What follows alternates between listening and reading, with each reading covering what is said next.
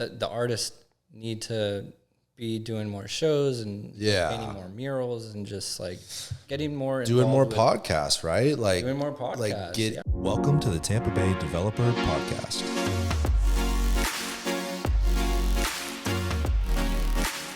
This is Rojo the Artist, everyone. TBD Podcast, episode 20. Tyler, we made it to 20. Can you believe it? Wild. 20 weeks, bro. Thanks for having me, man. Of course, bro. I appreciate you doing this, dude. How'd you get started in art, man? I mean, that's a very general question. Look, I feel like art with people, right? It's like, you start as a kid and you're drawing on your you're not doing math, right? Yeah. You're drawing on the side of your notebook. Yeah. And then you translate into the next thing. Was it similar for you? It was similar, yeah. I didn't really, I didn't notice some of the things until I grew up, where I have this one experience where I was 5 years old, and I was at my house, and my mom had just mopped the kitchen floor, and I walked into the kitchen, and I'm like, "Where's the wet floor sign?" She's like, "We don't have a wet floor sign. Just get out of the kitchen." I was like, "Okay." So I go to my room, and then I'm thinking, I should make a wet floor sign. So I go in the garage. I get some cardboard. I find some tape. I make it in a cone. I tape it up, and then I draw wet floor. Wow. And then I draw a guy slipping and falling.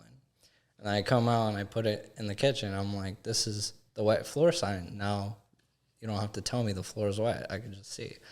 And that was when I was 5. And that was a moment that I almost forgot until my mom showed me the wet floor sign. I was like, I still have it. I still kept it. Oh, wow. Yeah. Moms are so funny. Yeah. They always do that. They always pull some shit out and you're like, "You still have that one?" Yeah. I was like, I didn't even know that memory existed. But no, yeah, just being in school and, just bored, you start doodling. Yeah. Start just drawing. I would say it really didn't come to me as a real practice until I was about 15, where I was doodling in class, and I had a friend named Haley, and she was like, "I want you to paint or draw on some shoes for me with Sharpies."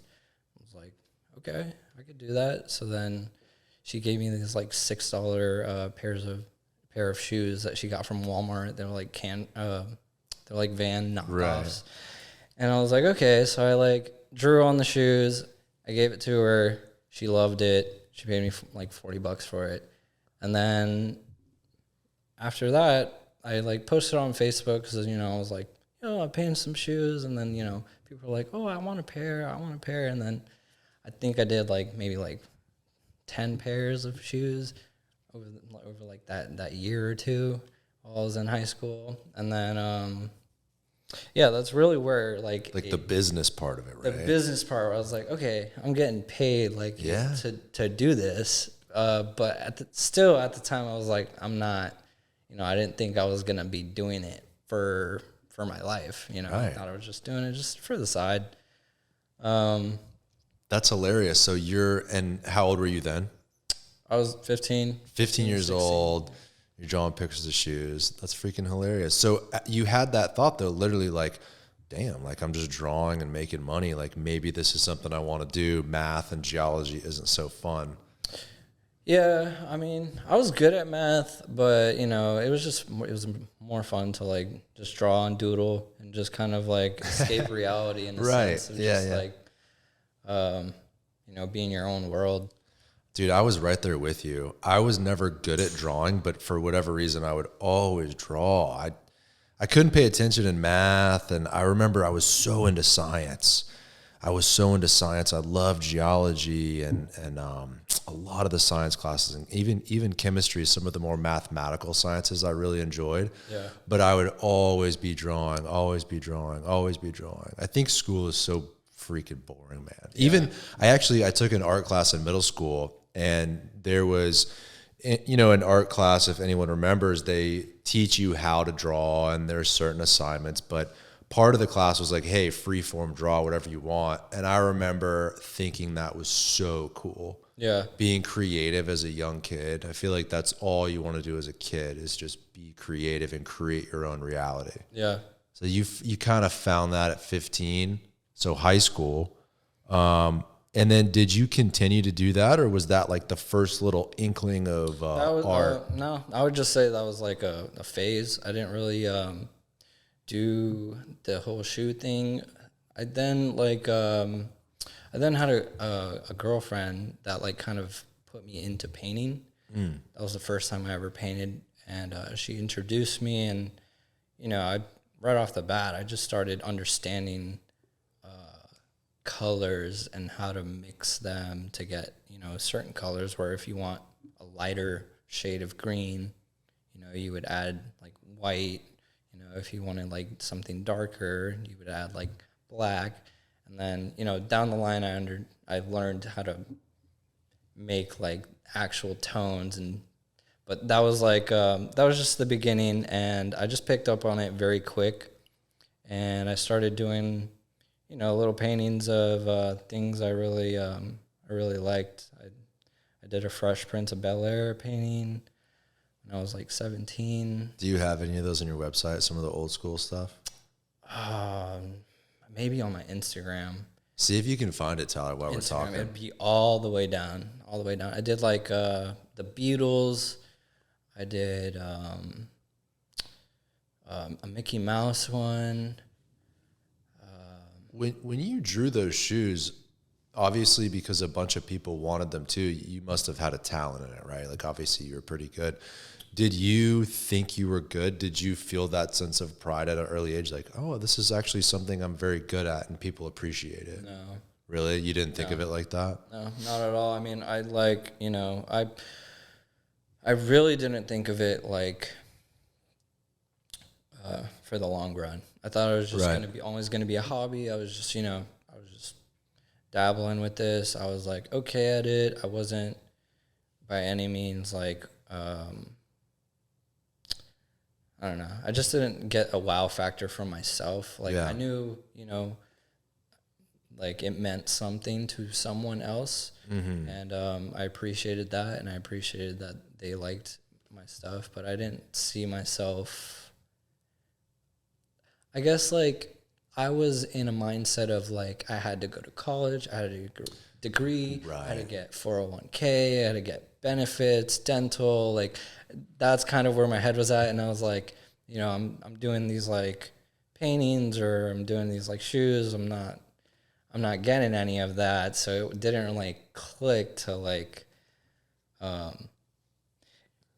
it didn't click till I started paying attention to other artists and seeing what they were doing, and you know, they were sustaining their life with this, and you know, just breaking down other artists, learning from their paths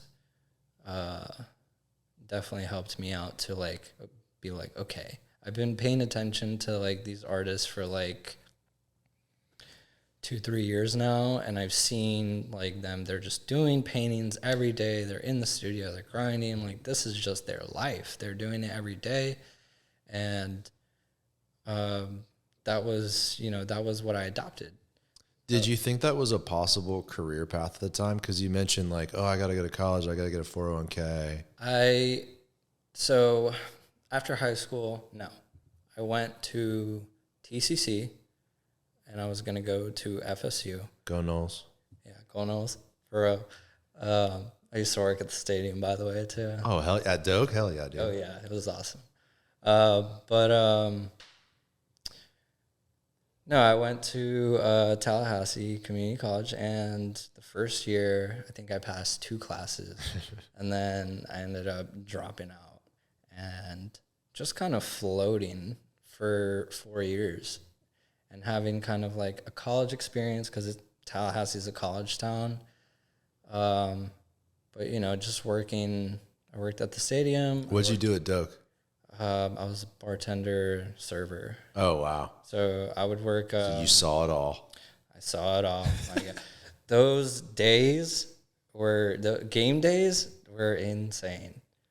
They were. What year were you there? I was there like 13, 14, 15.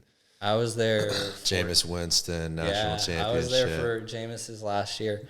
Maybe you served me a beer while I was there. Maybe. Were you at the Champions Club?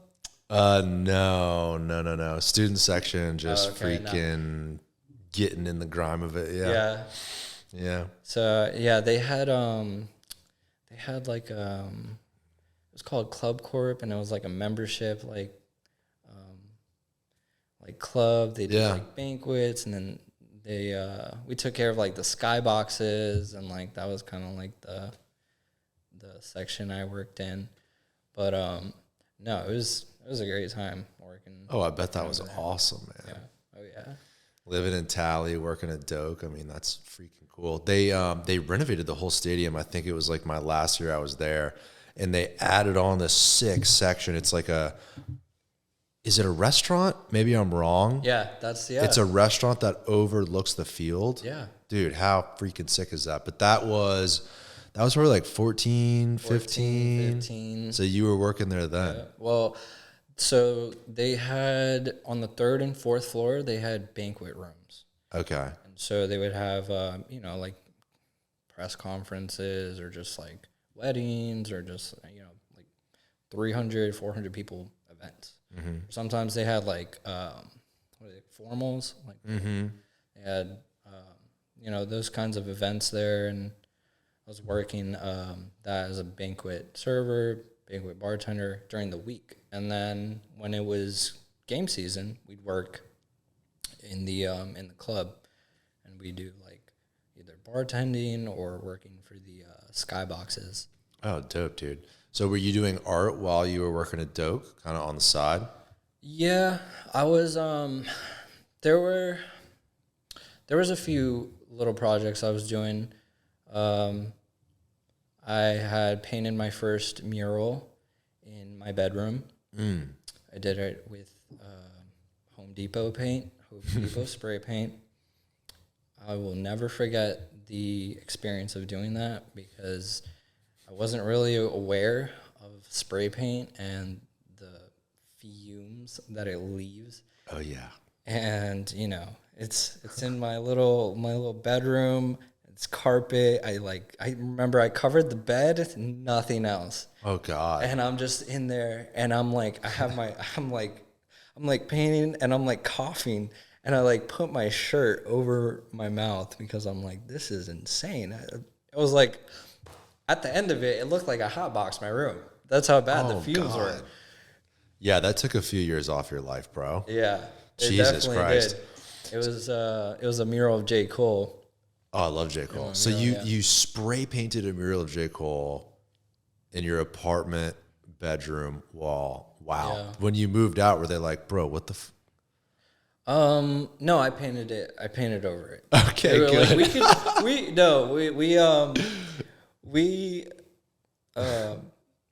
It's funny. That actually wasn't my first mural. My first mural was at my first apartment when I moved there, and it was like, oh my God, it was a Sublime Sun, and it was like a bunch of graffiti, and it was very like street art-esque, and it looked like an alley streetway. Yeah.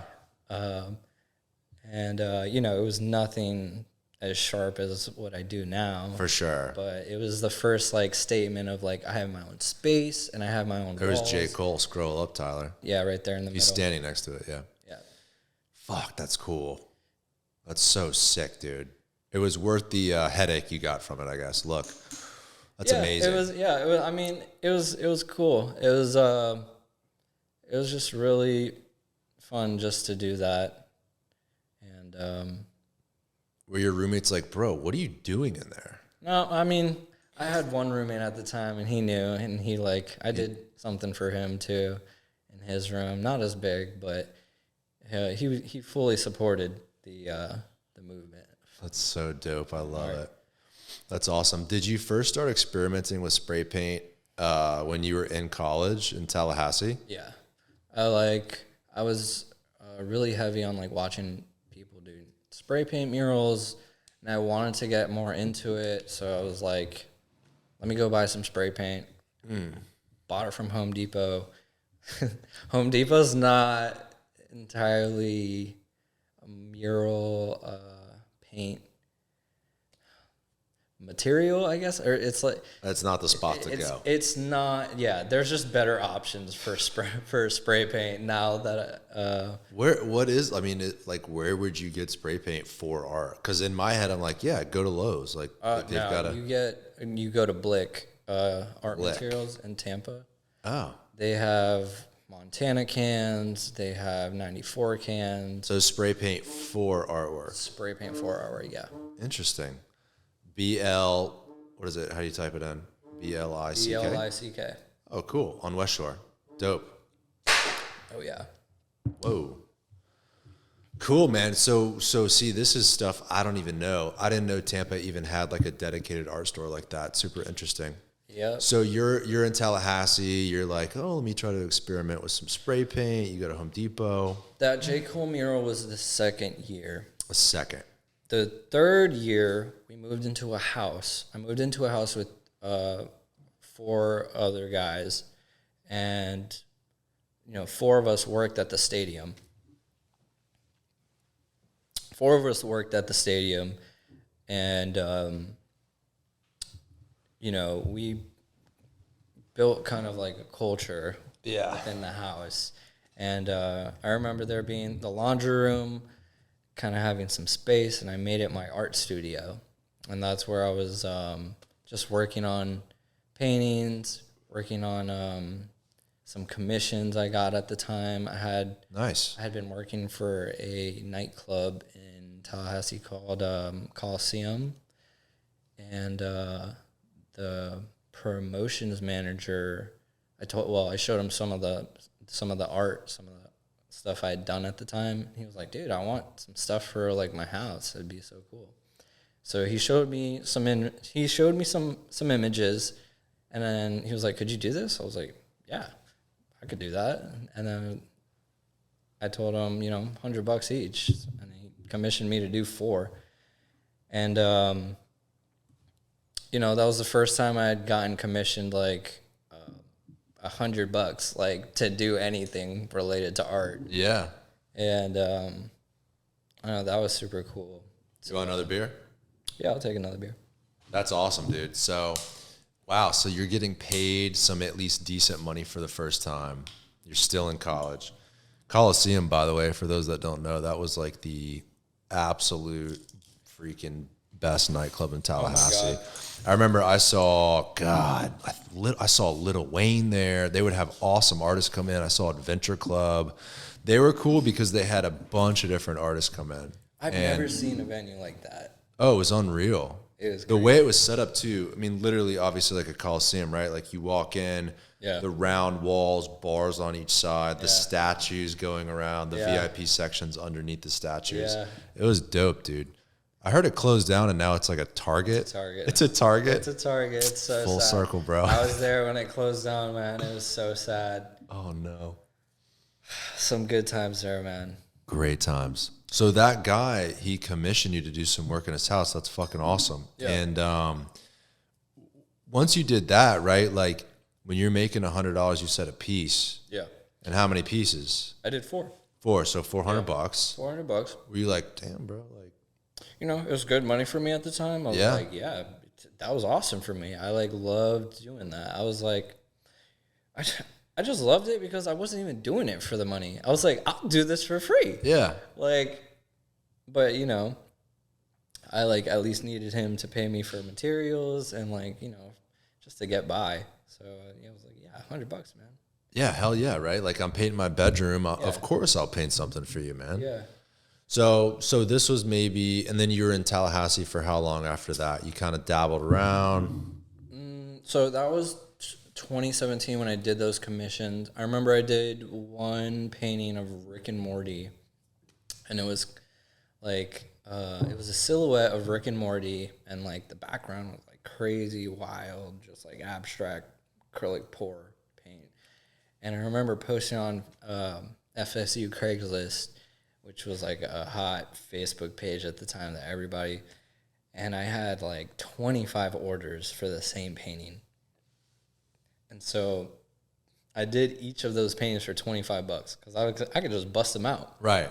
So I ended up doing that. And then I had a project after that kind of, I would say, scarred me. Like, it was a really bad experience, and it was the first bad experience I had as an artist working for, being paid. And I was looking on Craigslist at the time for gigs, just seeing if anybody was posting about like mural work or anything, and I seen one in the city of Quincy. They were looking to restore a Coca-Cola mural. Get this thing close real quick. Yeah. They were looking to restore a Coca-Cola mural. And I was like, I could do that. So then I went and I met with them. I saw the Coca-Cola mural. It was deteriorating. It was like the wall was like chipping. And I met with them. I remember meeting with this lady, and I didn't really have a big portfolio at the time. I really haven't done anything sharp or like big murals or anything like. But I just remember I was thinking, I was like, I can do this. Like, I can do that. I don't care. Like, I don't care how long it'll take me. I know I can do that, and I know like I was capable at the time. And the lady, I told her, I would need like $3,000 if she wanted me to restore it. It was a big mural. It was on the side of the building. I would have needed to rent a lift. Mm-hmm. And I was like, that's what it's going to cost. And like, so she was like, okay, well, let me talk to, some people and see what we can figure out. She comes back to me and she's like, so our city commissioner wants you to do a project for him so that if you do a good job for him, we'll pass you up to do the Coca-Cola mural. I'm like, okay. So I meet with this guy. I'm asking him what he wants. He's like, I want the dogs playing poker mural in my back porch. And I'm like, okay. So he shows me the wall. The wall is kind of like, it's just not in good shape. It's just like, it's not flat either. It's like rigid, and there's like spider webs on it. And I'm just like, okay, I can do that. I was like, let me get $50. I'll do this with a Walmart paint, because that's what I was using at the time. It was like using apple barrel paint, which is like 50 cents a tube. Oh God. For a color. Yep. So I was like, give me $50. I'll come and I'll do this. I'm driving 45 minutes every day to come paint this mural. I'm putting in like 4, 5, 6 hours each time. I get 60 hours in. I'm like logging all my hours. I get 60 hours in, and I text him. I'm like, hey, I hadn't seen him, by the way. Hadn't seen him once since I started. Now he would just leave his porch open. I would come, and there'd be a dog, and I would just sit there and I'd paint for like 4 or 5 hours, and 60 hours in, I reached out to him like, hey, it's getting close to like me finishing. I was wondering if I could get some more money. I told him I was charging him $10 an hour, so I was like, I've been working for 60 hours. Right now it's 600. I think I need 20 more hours to complete it. So you're looking at like 800. Text him that. He didn't respond. And then, a few days go by. I'm like waiting. I call City Hall. I'm like, hey, is Keith around? I'm like looking to, like get some money. I've been like doing this and like, wasting my time and money to do this. They're like, no, call his cell phone. I was like, I've called his cell phone. He doesn't pick up. Yeah. I start going to his house every weekend. Every weekend I would show up. not paint, just to see if he was there. And, you know, I'm calling him every day. For like a month straight, I'm calling him every day. I'm calling City Hall, and I'm trying to locate where this man is. And I just never found out anything. Never got a response, never anything. So then I just gave up. And I was like, you know what? I'm not finishing this mural, and it's on to the next one. And, you know, I learned my lesson. Wow. And so, you know, that really scarred me, because whenever I went to do business next, like, that was one of the last things I had, one of the last projects I had in Tallahassee. And I moved back home. I moved back in with my parents. And, you know, I was feeling I was like floating. Like, I just didn't know where I was going. And I moved back home.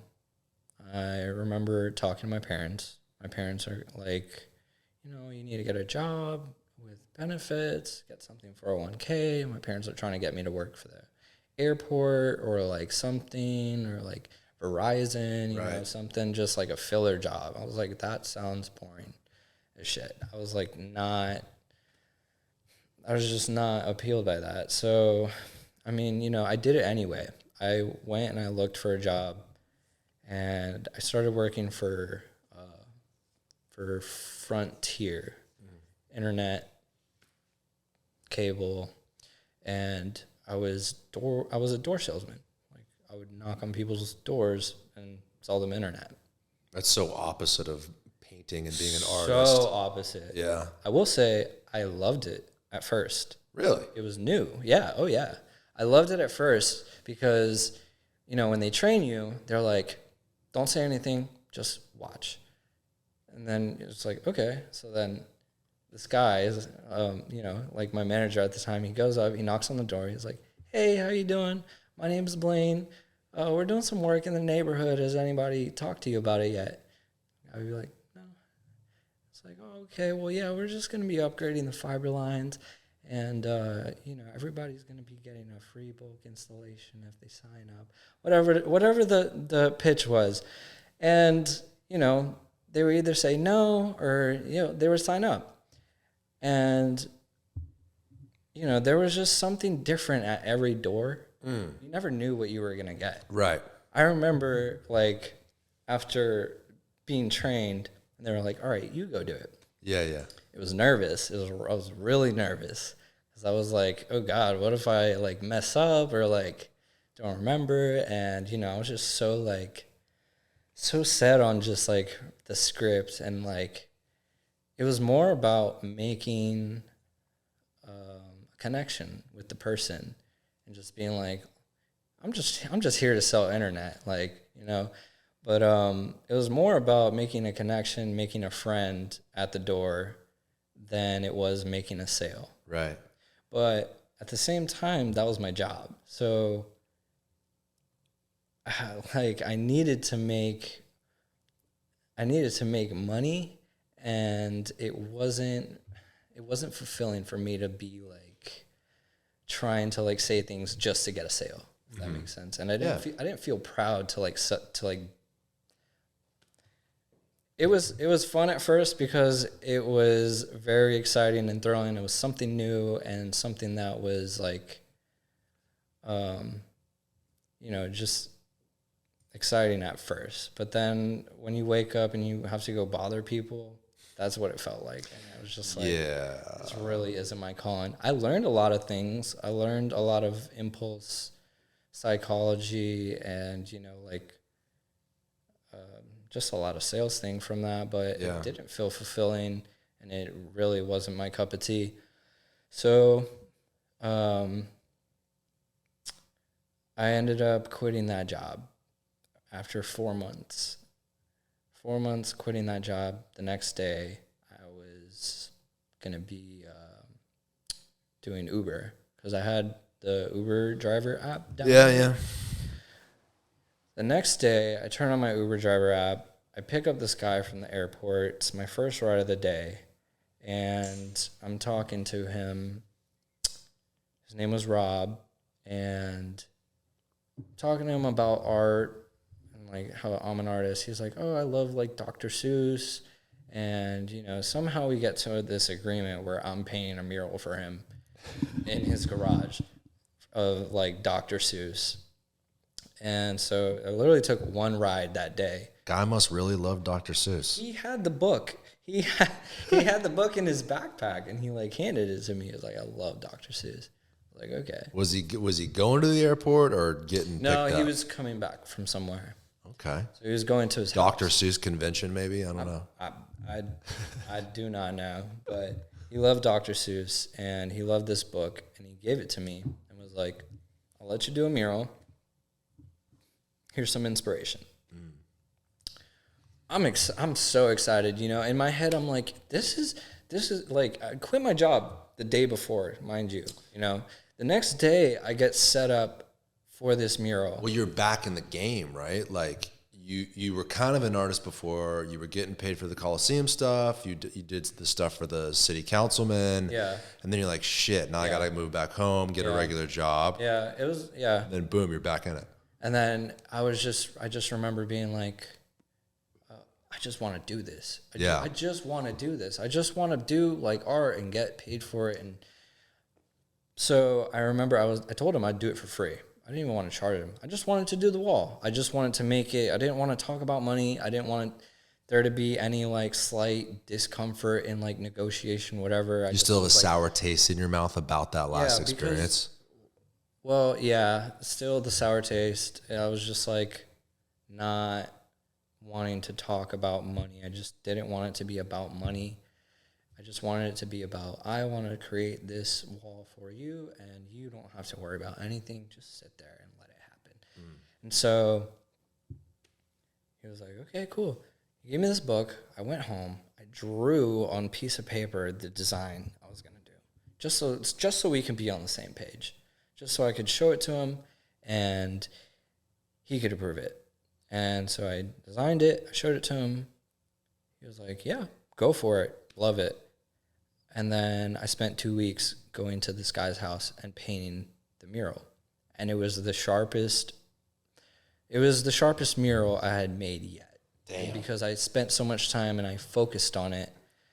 And I just really wanted it to be something I could use for my portfolio at the same time. So I was like, I want to put in extra details, and I want to really like, you know, take my time, do double coats, and yeah, he ended up loving the mural. He paid me $1,000, which is so nice, and I was just ready. I was like, I'm never looking back. I'm never looking back. Hell yeah, I love that. I was like, if I could do it once, I could do it twice. Right. So I posted the pictures of that mural, the Dr. Seuss mural. Uh-huh. I posted those pictures on Facebook groups because Facebook groups are free, and, you know, it's just free promotion. That's one right here? That's the mural, yeah. Fuck yeah. Yeah. And so I posted that in Facebook groups, and I had said, you know, I'm looking to do more murals. If you have any projects, feel free to contact me, you know. And I had this one lady reach out, and she was like, hey, we're opening up a restaurant in Fishhawk, and it's going to be like, you know, like 80s themed, and we want some like artwork, and you know, like when would you be able to meet? And I was like, I can meet you tomorrow. So I went and I met with her. I looked at the space, and sorry. No, you're good. Continue. I looked at the space, and I was like, I see it. I have the vision for this place. So I started, you know, they filled me in on some things they want. They were like, nobody puts baby in the corner. We want like a baby like in the corner and like that saying over it. And, you know, we want just like 80s, 90s, like kind of like retro vibe. Yeah. And, you know, I just started painting, and they kept me there for, I think I was there for 3 months. Damn. Like every day, like holy shit, coming there and painting. I that was my first project where I spent like 400 hours. Whoa. I didn't 3 months, dude. That's a long time. That was my only thing I was doing. And were there points in that process where you're like, bro, I hope I'm getting paid handsomely for this, you know? No, yeah, I was getting paid periodically. I did multiple walls for them, and you know, like I was charging $10 an hour. So I think you know, over 3 months to get paid like 4,000, I was like this is a win for me. Yeah.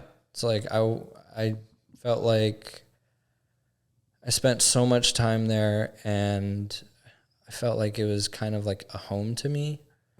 So where like I ended up working there as a bartender, and at the same time I did the same thing with that place where like I posted the pictures of my work there on Facebook groups, and it just slowed down.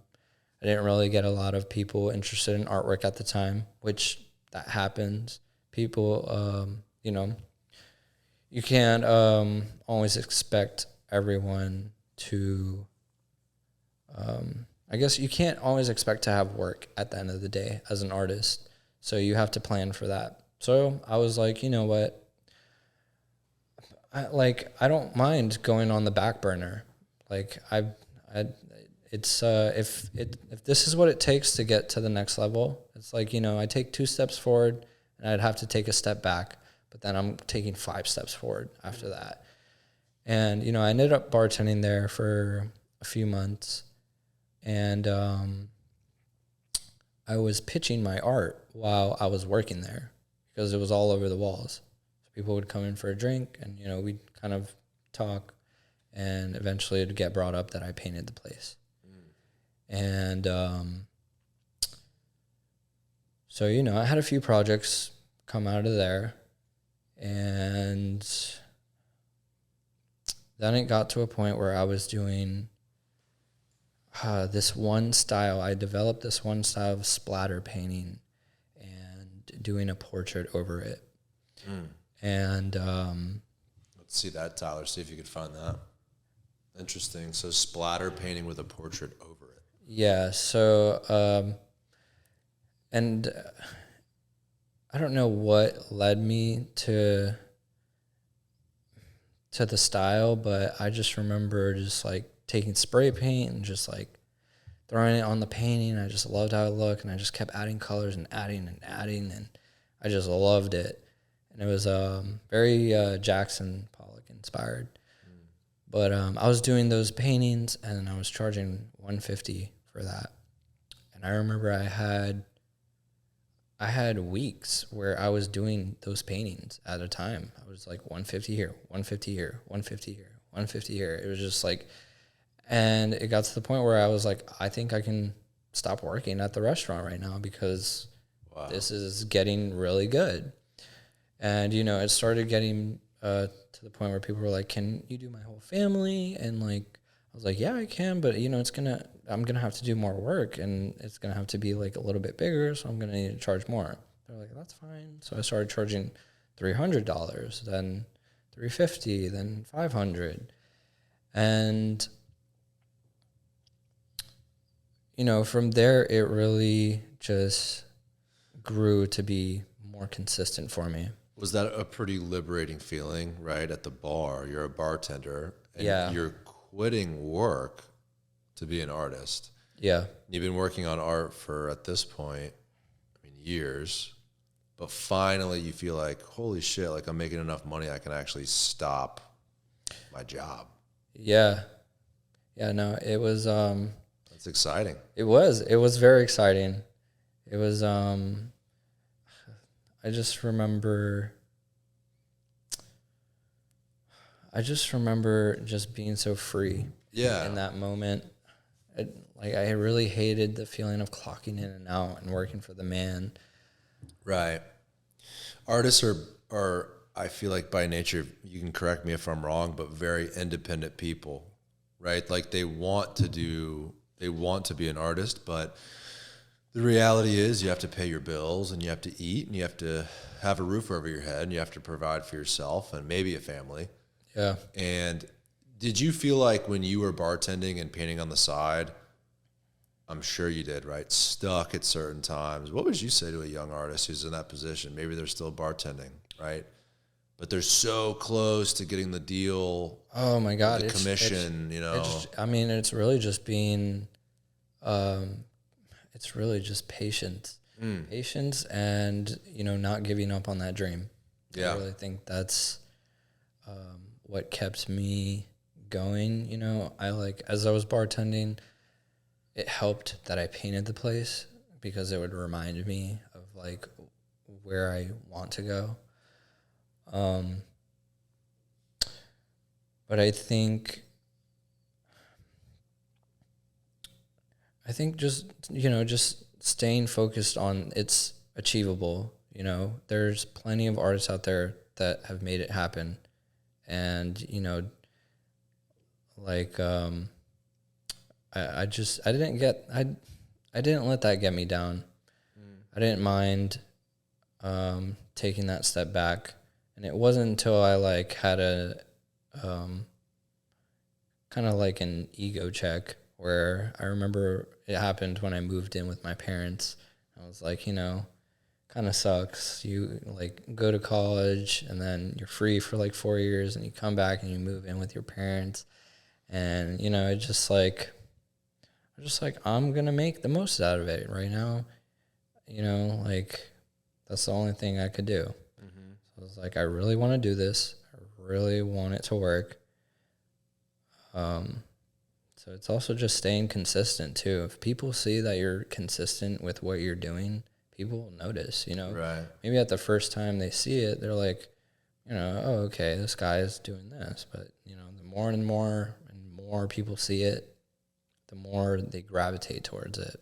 The more they like accept it. The more they're like, okay, this guy does this and he's doing it. And the more they want to almost support. And so yeah, I was doing those like splatter portrait paintings, and that was like 2018, in the middle of it, like in the summer. And I remember just following a bunch of people, following a bunch of artists that are successful. And I was like, where are artists hanging out? Where do I need to be to really like take in like the culture of being an artist? I remember seeing this thing about Art Basel in Miami. And Go back to that post about Art Basel. I think it was down a little bit, right there, up a little bit, right, with Joker. Isn't that from Art Basel? All that stuff. yeah. Dope. So this experience changed my trajectory as an artist. I felt before going to Art Basel that, you know, I was just kind of going with the motions of doing what was working for me. I didn't really have a style. I didn't really have a sense of like creative intuition to be on to the next thing or like discover something or like take my art to the next level. I went to Art Basel in 2019 and it completely changed my perspective. I was looking at artwork that was made out of crystals and keyboard keys and, you know, sculptures made out of cans, and just you see so much there. There's so much art from all over the world. It's basically known as the Artist's Super Bowl in North America. For sure, yeah. And I encourage every artist to go. Now, did you have your own setup there? Now, how does that work? Do you pay to be a part of it? Do you get invited? You have to apply, and if they accept you, then, you know, you pay a certain amount for a booth. Got it. And it's not cheap. But I displayed at Spectrum Red Dot, and it was on a 10 by 10 wall. And I just, I didn't know what I was walking into, but I remember working on the paintings, and I was like, I want to make a series, and I just want it to be like kind of cohesive. And I spent at least 80 hours on each painting, and I brought it there, and I didn't even know what I was doing, like I just brought it there, and I was like looking at everybody else, and like, I went there alone. I didn't have anybody helping me out. Like, is it a competition? No, it's not a competition. It's just saturation of art. Yeah. So let's say you're really into art. You want to collect some art. You go there, and you. It doesn't seem like, and by competition I mean like you're there to show off your art, right? And there's other artists there expressing their art. It almost looks like Art Basel has so much variation. Yeah. Like Tyler, click on the one with the Statue of Liberty. He's standing right there, right in the middle. So this was your 10 by 10 collection you posted. Yeah. There was another post that was like crushed 10 cans in the form of an elephant. That's another artist that I met. So cool. That's his display. And I was like so like inspired by that. The variation is crazy. Yeah. It's, oh my God, look at that. So that's awesome, much. Dude. There's so many different styles. And what really spoke to me is the different elements that people were using for art. Yeah. And I forget where I learned it, but different mediums connect differently to people. Where you may see a painting and you're not an artist and you don't know the skills or the time it would take to make that painting, but you see something made out of microphones and you're like, oh my God, that's insane. Where it's like, interesting. It's like something that, you connect with a person differently through your artwork when you use their medium. Right. That's so true. People can relate. Holy shit, what if I took a bunch of beer cans and put them together in the form of an elephant? Yeah. Well, so you freaking show up to this place. You're so inspired by all these other artists. You're like, oh my God, anything is possible. Yeah. And so you said that changed your trajectory. That completely changed. In terms of mindset, or like you met people there that bought your art? In terms of, no. So I didn't sell anything. And it was an experience that I needed to happen because it almost felt like, it almost felt like when you're like the last person to be picked in kickball, where it's like everyone's kind of overlooking you, people are just window shopping my art at this point, and I'm like, how can I make people make people stop and stare? How can I do that in a way that like they can't deny? Yeah. They can't not stop and stare. So then I started really like experimenting and just getting out of my element, out of what I was used to. I started working with toast, and I've seen a lot of different videos where people would make artwork with toast, and I was like, that looks fun. I want to try that. Interesting. So I was looking at the videos, and I'm like just kind of reverse engineering. It's like, okay, it looks like they're just using a blowtorch, and they're just like, using a knife to like kind of guide the flame.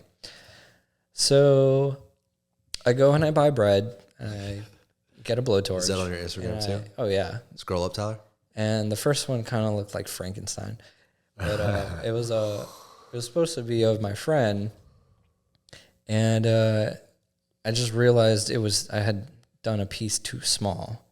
I was like, I need to do this in a bigger scale. You passed it, bro. You can't even tell it's toast. It's so good. That was actually the second piece. It's Tom Brady, dude. Look at that. Yeah. Yeah. Tom Brady. Okay. I like it. Brady. Yeah. That was, You know what's funny is him and Gronk got announced that they were coming to the Bucks. Yeah. And I was like, how can I make a toast to Tom Brady and Gronk? And, I ended up making Tom Brady out of bread, calling it Tom Brady. I fucking love it. Go click a few down, Tyler. Exit out.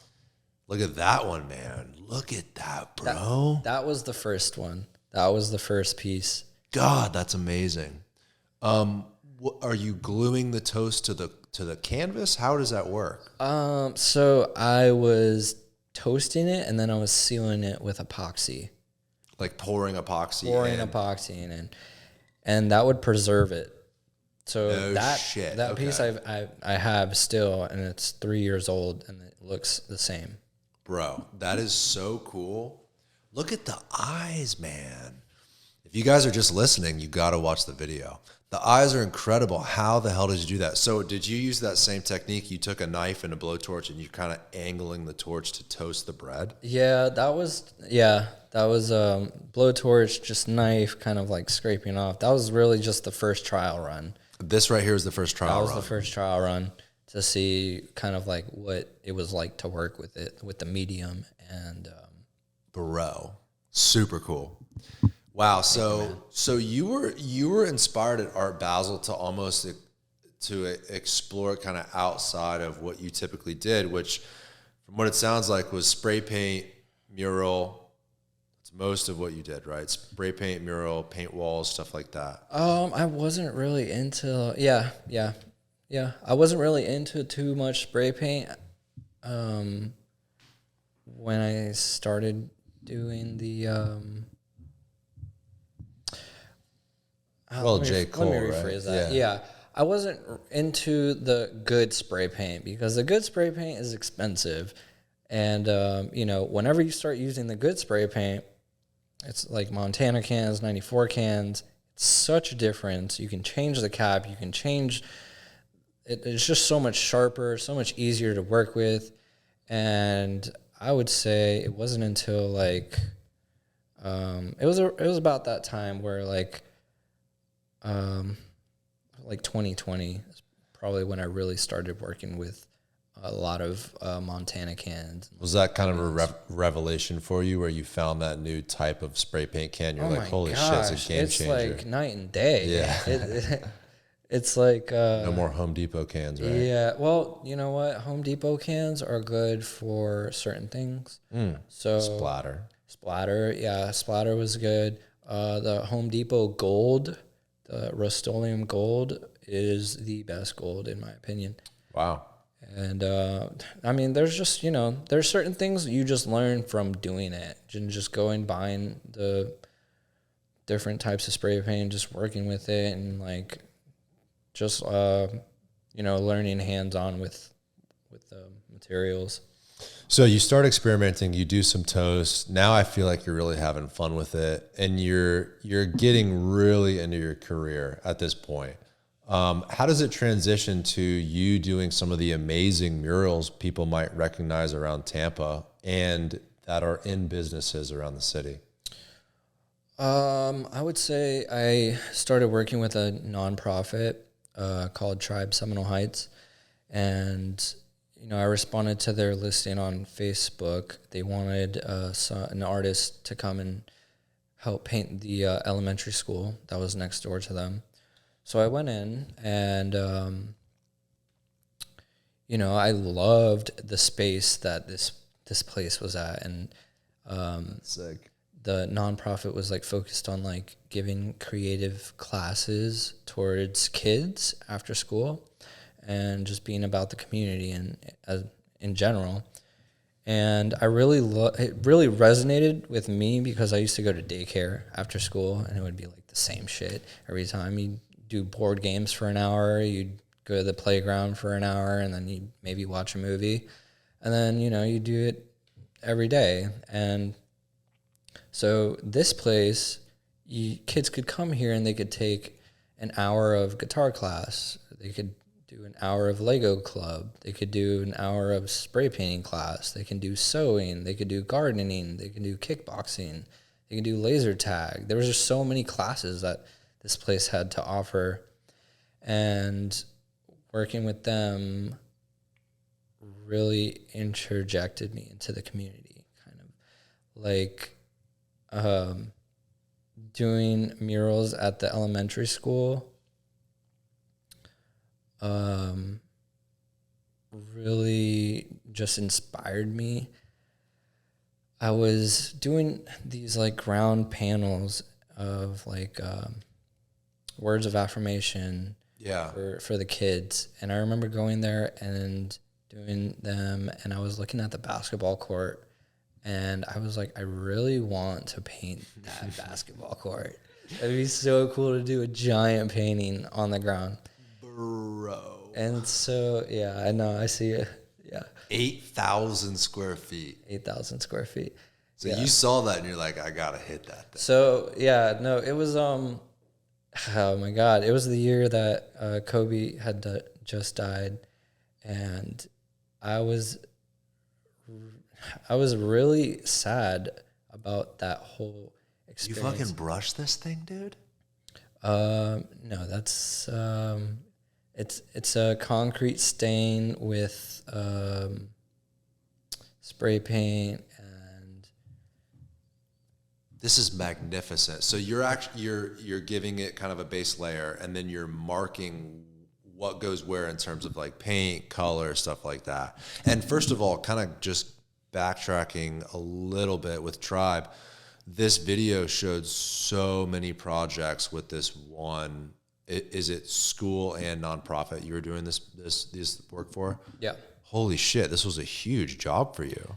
It was massive. Oh my, yeah. This was arguably the project that put me on the map in Tampa. Right. To the point where, you know, it was on the news. It was wow. It was just one of the biggest murals of Kobe in the world too. So it got a lot of attention, and I just remember finishing it, and the next day, I remember finishing the day before. There's so much in that whole experience. I spent 5 weeks painting it. Towards there's maybe 2 weeks left. There was a hurricane, and there was days I couldn't work, and it's coming down to the wire. You know, they had set up a pep rally, and this superintendent of schools was going to come out, and you know, they were going to do a whole ribbon cutting thing for it.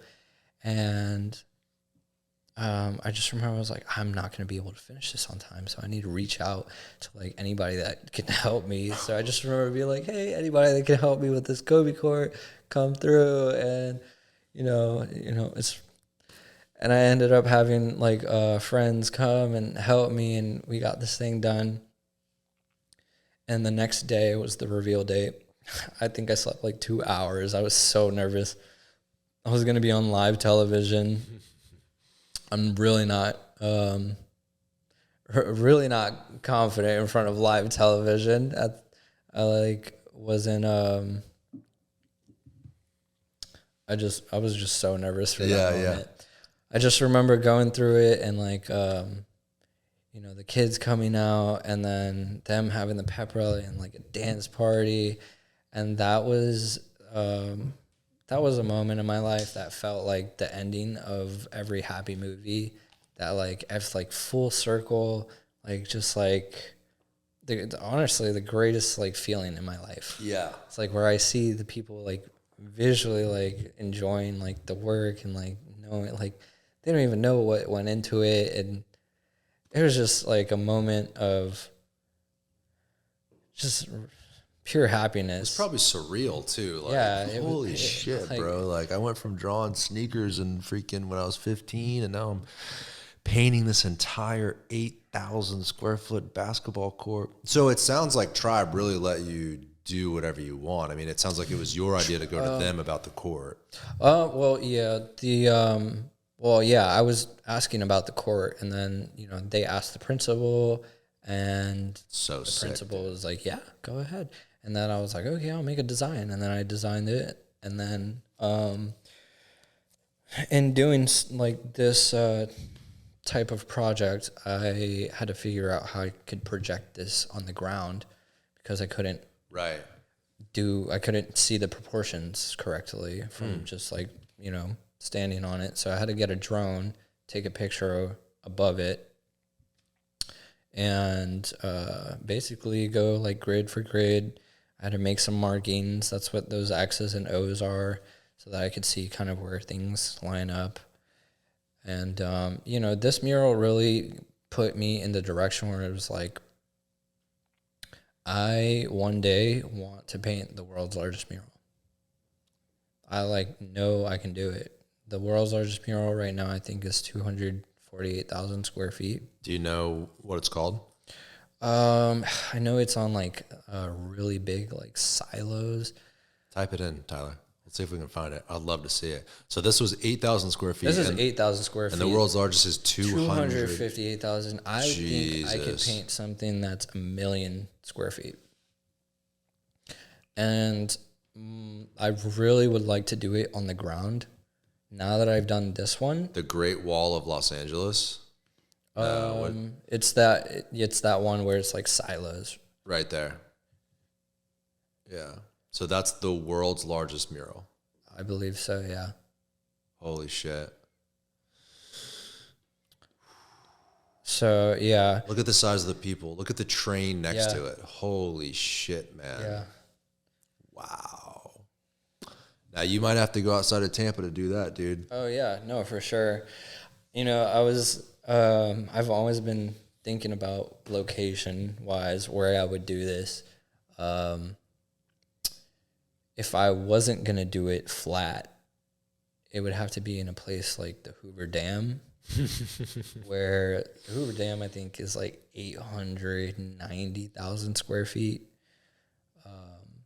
Imagine that. But, you know, it's just concrete that, you know. Well, dude, I mean, it's a perfect mural canvas, right? It's like perfectly flush concrete. It's curved a little bit. Yeah. You'd have to get on like a rappel line to go down and do it, but yeah. Damn, that would be the scariest part.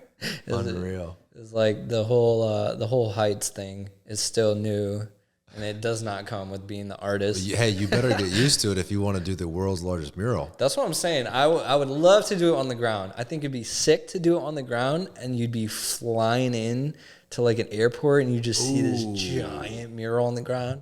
Bro, that would be so sick. And there's artists that do giant paintings on the ground. Like I've seen a lot of them in like Japan and like mostly in Asia. It's kind of so you've almost figured out the formula where it's like, hey, I just need a top-down picture. I grid it off and kind of plan it in sections. You just need a reference point to really know where you're at.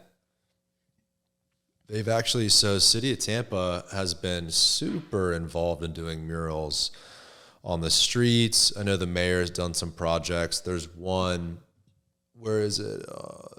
Not Nebraska. Kind of, you know where Encore is, that affordable housing development? So it's like in downtown Tampa. Yeah, I've seen it. You know what I'm talking about on the ground there. It's in that like Black History area. Yeah. That's a cool one. That's an iconic City of Tampa one too right there, right? Oh, yeah.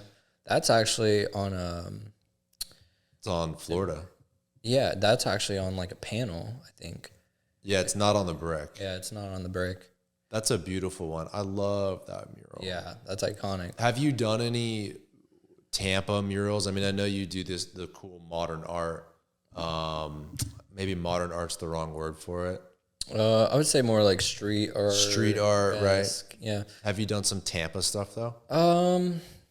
Not necessarily. I would love to. I think there's a lot of huge walls in Ybor that I've been. Oh my God, there's one right next to Duamici, and it's huge.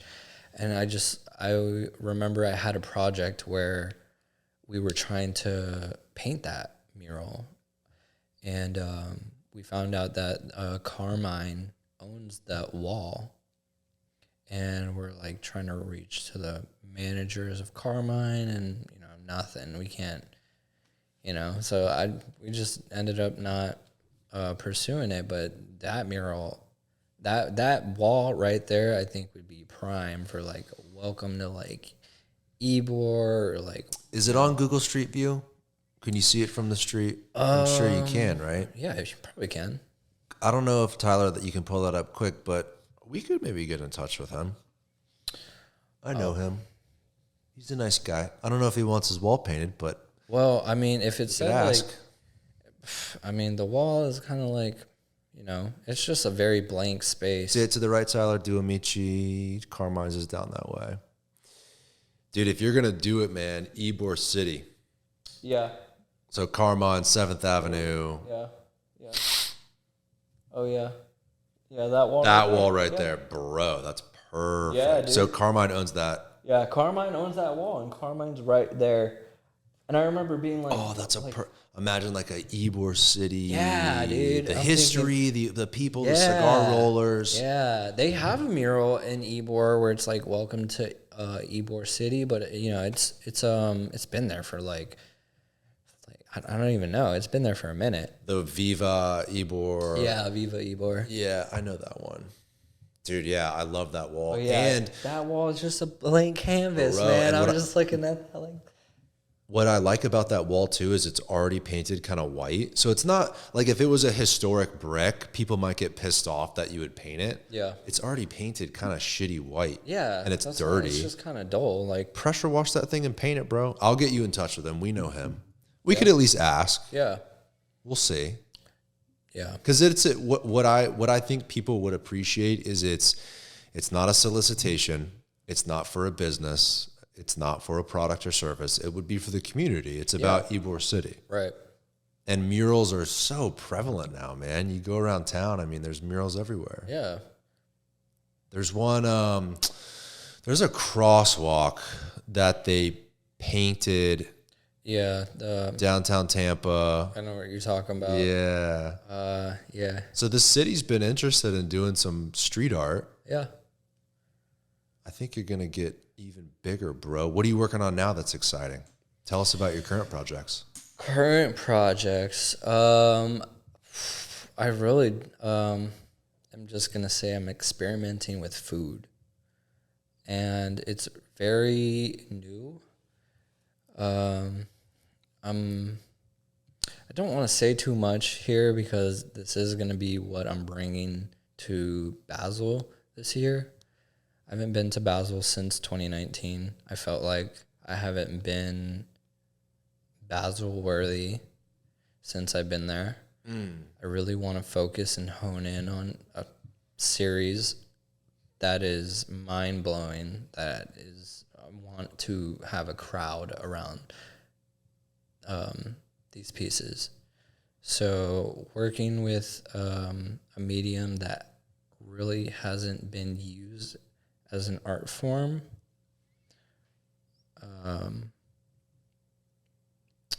it's kind of what I'm working on right now. In the sense of like a giraffe made out of French fries. Kind of, yeah. A little bit more intricate though, taking it to the next level, and preserving it and making it last. Ooh. Is also the obstacle. And that'll be at the end of the year, right? Yes, that'll be the first or second week of December. Dope. And stoked for that. So you're committed to going to Art Basel this year? 100%. Love it. Yeah. With this food project. Oh yeah. Dude, I can't wait to see it. I've been waiting. It's been since 2019. I haven't been for the last 3 years because we had COVID hit that, and then after it was kind of like and I feel like this year is gonna be the biggest since then. Right, because everyone around the world's coming back, right? Mm-hmm. Yeah. I'm excited to see it, bro. What'd you do for Shaq? I see you got a picture with Shaq here. Did you create this for him? Yeah. So I was doing a show, and Shaq was one of the performers. He was one of the headliners.